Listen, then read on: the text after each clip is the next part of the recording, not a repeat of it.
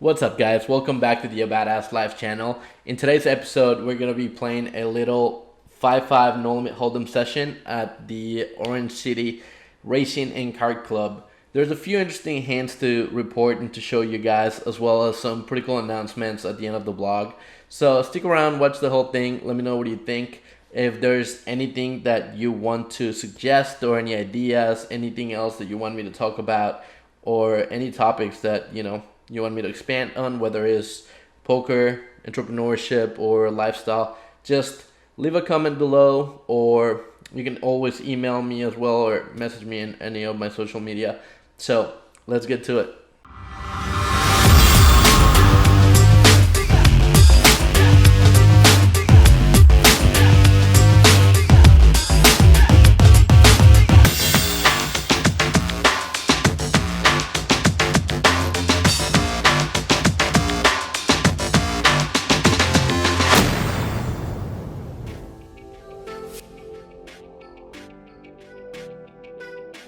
Alright guys, so we are pulling into the Orange City Racing and Kart Club. This poker room is owned by the same company as the Daytona Kennel Club. That used to be my local casino, my local poker room when I moved down here to Florida from New York. But unfortunately, I don't play live that much anymore. I haven't played in a minute, so there's not as many familiar faces as there used to be when I played pretty much full time. But we're gonna get in the mix. We're gonna try to run it up and have a good session. There seems to be a few good 5-5 games, so we're just gonna put ourselves in the list and jump right into action. In this first hand, we look down at ace queen of diamonds on the button. Now there is a middle position limper, and it folds back to the button, which is an older gentleman, and he opens it up to $25. Normally, out of the small blind, I would almost always 3-bet ace queen hands. I would be more inclined to 3-bet ace queen offsuit than ace queen suited. But given that this gentleman is in the Drews category, or if you look like you qualify for Medicare, you are probably just opening it up with aces and kings. We're gonna mix it up. We're just gonna protect our calling range by flatting with a strong hand such as ace queen suited and see what develops. The middle position limper just folds, so it's heads up to a flop of ace 5-8 to diamonds. This is pretty much a jam flop for me, is as good as it's gonna get. So we're gonna try to put in some money in the middle and blow up the pot, even though we think that he has aces, but we're not gonna get a much better flop for this. So I don't know, hindsight 2020, I think it was probably a better play just to check call, because I mean, if he does have kings, I'm gonna pretty much let him get away with it cheaply if I check raise. But all things considered, I did want to get more money into the pot in case we make our hand and we're able to stack him with top set here. So that's what we do. We check. He puts in the continuation bet to $50, and now we check raise to $135. He thinks for a few seconds and makes the call. The turn is an offsuit 9, and straight gets there, but we're not worried at all that he can ever have 6-7 here. I would be willing to bet almost anything that there's no version of him ever making a straight with this turn. So we're gonna bet again and continue to try to get lucky and spike a diamond if we are not ahead. And we go ahead and put in $180 in the middle, and he tanks for a few seconds and decides on a shove. That's right, he rips it right on my face, and now I'm faced with a decision, pretty much $1,000 decision. I believe he had just a little under $1,000, or like $900 and some dollars for me to call. I have $200 in there already. Not really looking to fold, also not loving it, because we are pretty darn sure that we are up against top set here, and we're gonna need a lot of help on the river. We're gonna need a diamond. We could be up against ace king, but I doubt it. If we are up against ace king, at least we have another 3 outs, and that doesn't make it a whole lot better, to be honest. But I just go ahead and put in the call, and this is where like the funny part of this hand happens. I tell the guys, I'm pretty sure you have me beat, but I cannot fold this hand. I have ace queen with diamonds. If I fold this, I'm not gonna respect myself. And he quotes rounders, and here, I'll let you guys listen to it. I mean, I can't never fold this hand. If I fold this hand, I won't respect myself. Respect is all you'll have. Or else I won't respect myself tomorrow morning. Respect is all you have left in the morning. Well, that was a fun first hand. We started the session stuck $1,000, and to be quite honest with you, at least it was really funny because the rounders reference that the guy made just completely made up my day. It was very, very funny. But we're gonna move on to the next hand, in which we pick up king queen suited and the button, and we are stuck $1,000 on our first hand, so we're gonna be looking to play some big pots to get our money back. There is a middle position open for $25 and a call in the middle. We make it $80, and unfortunately we get no action. They both fold and fold, but we pick up an itchy $55, so that's one step in the right direction, and we're gonna go ahead and get over to the next hand. In this hand, we pick up queen 9 of hearts on the cutoff. There's a middle position open for $30 and a caller in the middle. We're continuing our fast and furious approach, trying to play big pots, try to get these guys out of the comfort zones. Their table was a little bit passive, so it seems like they weren't very used to getting 3-bet so often, and they were folding a lot under max pressure. So that's what we're gonna continue to do. We put in the 3-bet to $125, to which they think for a second and they both call. So seems like they're getting tired of my shit and they're looking to mix it up and get in and play bigger pots with me. The flop comes ace jack 4 rainbow, which as a rule of thumb, an ace high flop is always going to favor the 3-betters range, and they both go ahead and check it over to me as they normally should. I don't have much going on here. I have queen high, but I can try to exploit my range advantage here. And I go ahead and c-bet for about half pot, a little under half pot. I make it $160 to go. I do have some backdoor straight draws, backdoor flush draws, but we don't need to count on those because they both fold and we scoop a pretty nice pot. In this next hand, we look down at the good old 9-6 offsuit in the cutoff. It folds to me and we decide to open it up for $20. I wouldn't recommend doing this at home, guys. I think it's a little bit loose, a lot loose, and overall it's probably not a winning play. But our table was pretty passive. There wasn't a lot of resistance. I was still stuck, so I was trying to get into as many pots as I could, especially when it's, you know, folded to me to the cutoff or even hijack. So we put in the $20 raise, folds over to the big blind and he makes the call. The flop comes 9-8-6 all diamonds. He checks it over to me and we decide to put in the c-bet for $35. It's pretty much a full pot bet, and we want to charge any like pair plus draws type hands that he can have, any diamonds that he can have. He makes the call, and the turn is a complete brick. It's a really good card for us, and we were ahead on the flop. We're still ahead on the turn, unless he somehow has deuces with deuce of diamonds. But he checked it over to us, and we go ahead and bet $110, and he makes the fold.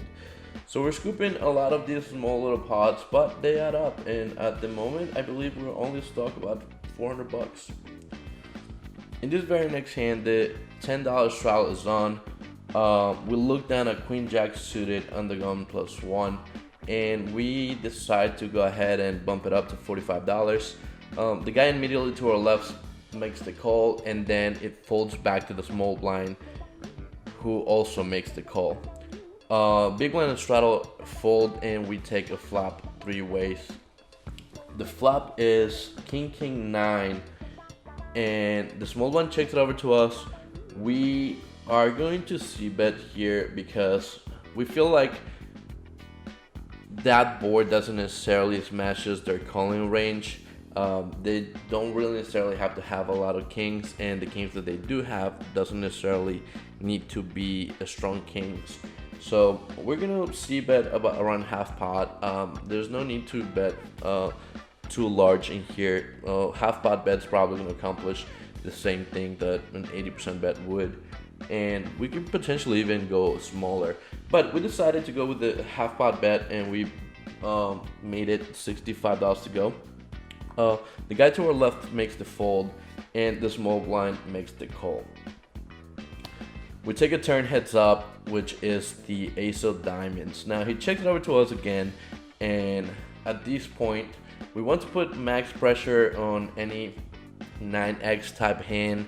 If he does have a king, he's probably gonna just make the call again, a spade, or maybe put in the check raise. Either way, if we get called here, we're planning to shut down on the river unless we either spike a 10 or hit any of our pairs that give us any showdown equity. But he makes the fold, and he folds jacks face up. This hand could have been done a lot faster if he just 3-bet pre, and you guys see the power of being aggressive face off most of the times. So put that in your arsenal, just pedal to the metal. Not always. You'll also have to be able to know when to switch gears, but aggression, it's always, or most likely majority of the time, is going to come out on top, because you're giving yourself another way to win the pot as opposed to just when you're making hands. In this next hand, once again, we have the $10 straddle on. There's 2 limpers, and we decide to take our option and make it $35 when we look down at Jack 8 suited. It's not a premium, but we're still stuck. We just bluffed off like $400, so we're trying to get it back, and we are gonna punish the limpers any chance we get. So they both make the call. There's a little bit over $105 in the middle, and we see a flop 3 ways. The flop comes 8-3 deuce with 2 clubs. Small blind checks it over to me. I c-bet for about $50, and they both fold. So we scoop up another little pot. It's small victory for the good guys. We are backing our way to get unstuck. In this next hand, we look down at ace deuce of spades in the big blind. There's an early position limp, folds back to the cutoff, who makes it $30 to go.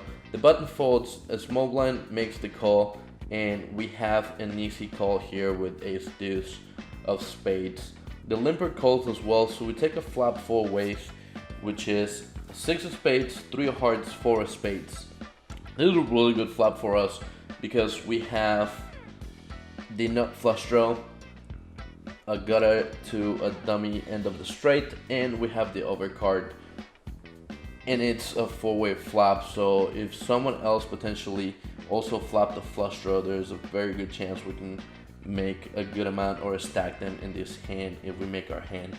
Small blind checks it over to us, and we check as well. The limper also checks the PFR, and PFR c-bets into all 3 of us for $70. Small blind makes the call, and now this is my time to shine. We have a nut draw, we have a combo draw, and we have an overcard, which it could not be good, but the way PFR has played this hand, it looks like he has an overpair.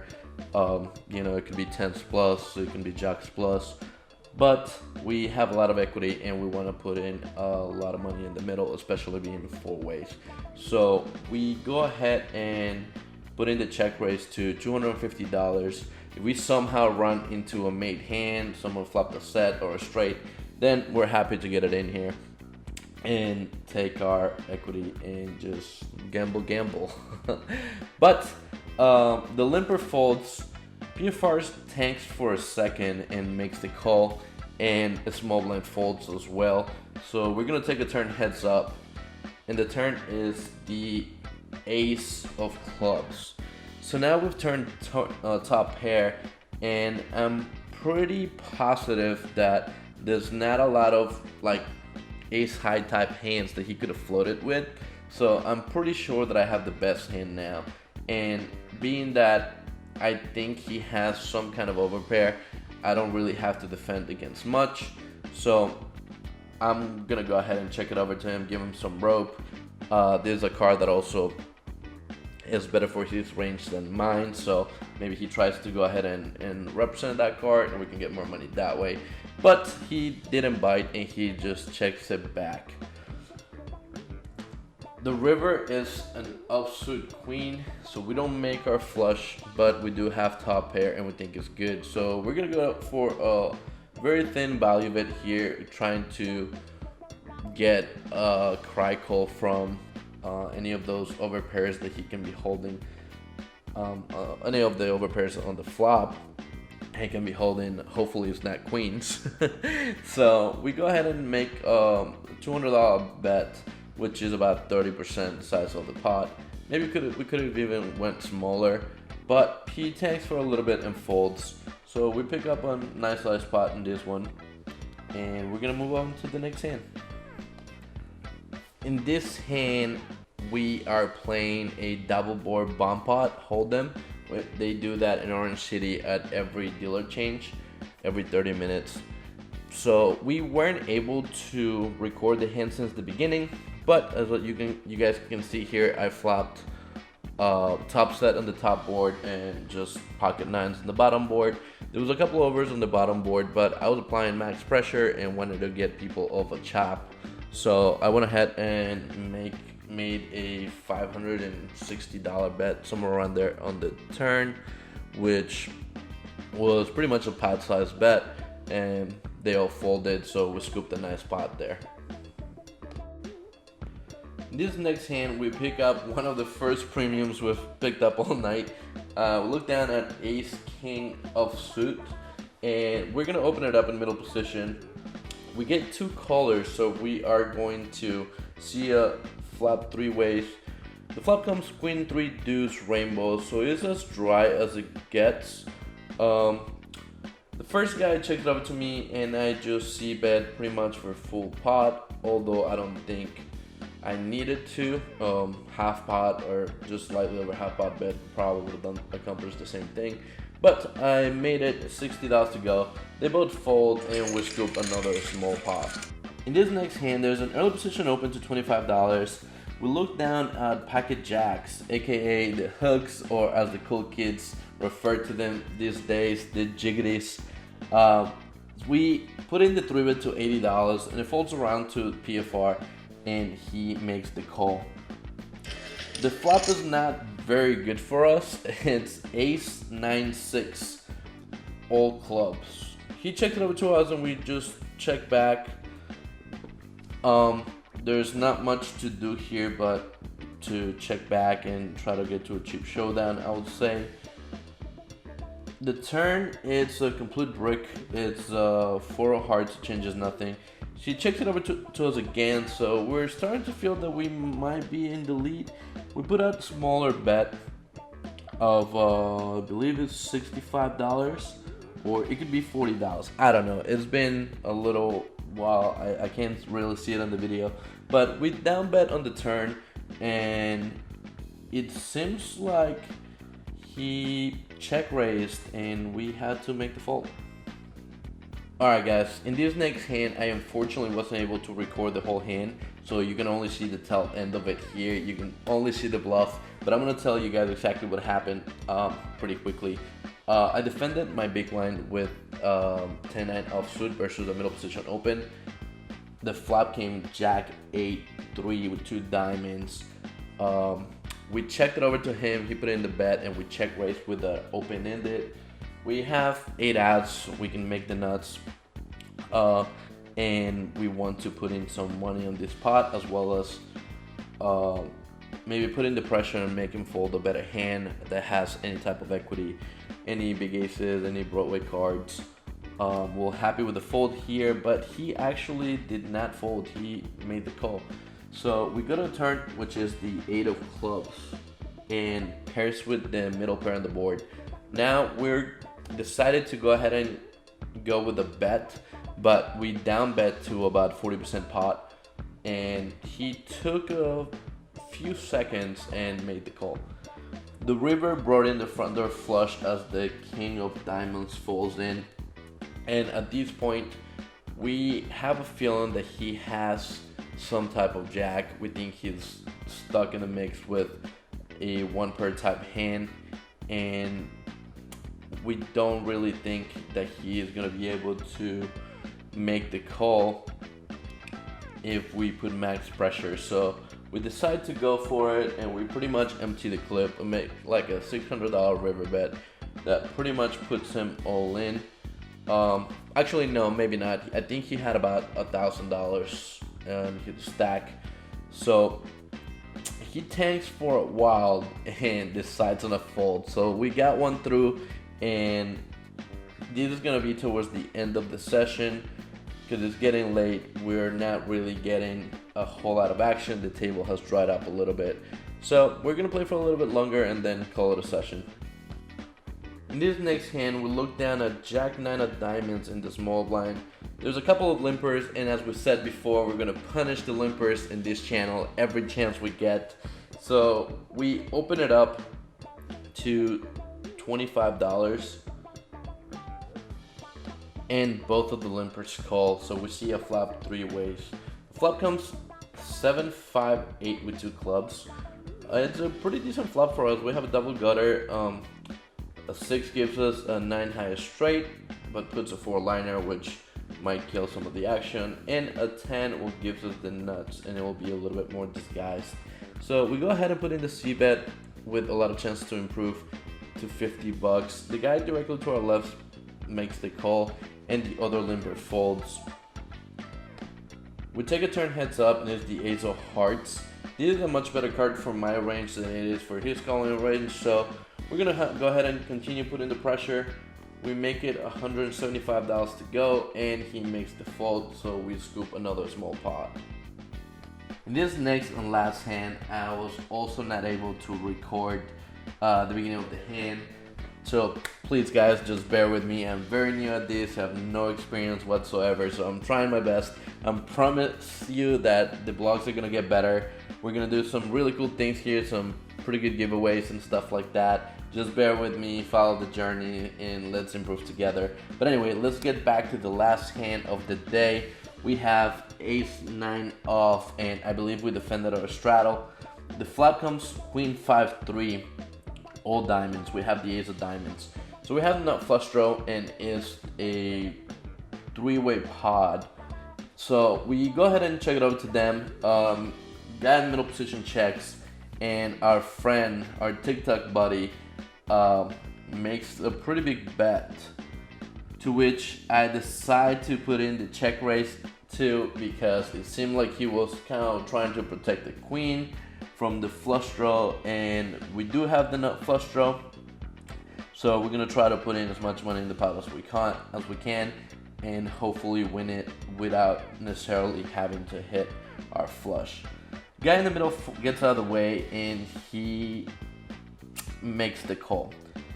So we see a turn is the Ace of Clubs, which is a very good card for us, because now if you did have a hand that contains a queen in it, we are most likely ahead. If you had King Queen with the King of Diamonds, we are now ahead, and he's in pretty bad shape.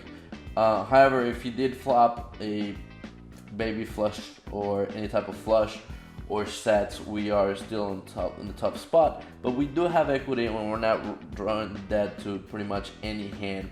So we're gonna continue, and we're gonna bet pretty big here on the turn. I believe we made it like 80% pot. We bet around $400, and he makes the call. The river pairs the board and is the 5 of hearts. So now it's not necessarily the best of cards for us. because he did have a set. Now he has improved to a boat. The only good thing that I can see here is if he somehow, for whatever reason, had a hand like Queen 3, then we just counterfeit him and our aces and fives will be better. But I don't think he has any type of weird pairs. The only other two pairs that he can have is 5-3, and that would make a boat. So we slow down and check it over to him, try to take our showdown value and see if our ace is good. And surprisingly, he checks back, and to our surprise, he did flop a baby flush. So I guess the good news and silver lining in this hand is that we could have lost a lot more. We were pretty deep, and we lost somewhat the minimum. We kind of value town ourselves, but it could have been worse. So that's it for today, guys. We are gonna wrap it up. We lost a little bit, but it wasn't too big of a loss. So we're just gonna get it back in the next session, and we'll let you guys know how we do.